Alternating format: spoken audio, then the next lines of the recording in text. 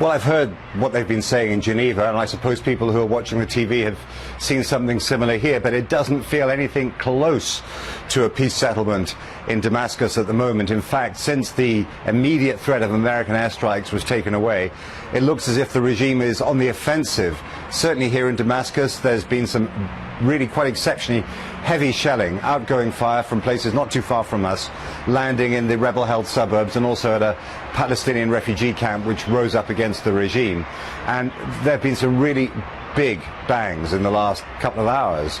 And so it seems to me that the war here is continuing at its own pace. And who knows, perhaps those talks might be some kind of a springboard to a wider discussion. And that's a very laudable objective. But of course, at the moment, they're talking about something, chemical weapons, which isn't, if you like, the main course here. It's something that happened in a terrible way. But what happens here on a daily basis is the use of conventional weapons. And that's how more than 100,000 people have been killed. And just in terms of the end game that the Assad regime might see, I mean, do they really think that they could win this war and go back to ruling the whole of their country?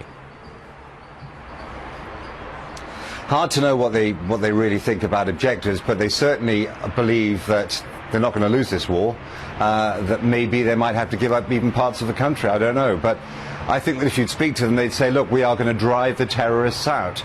We are attacked by armed gangs who are trying to destroy Syria.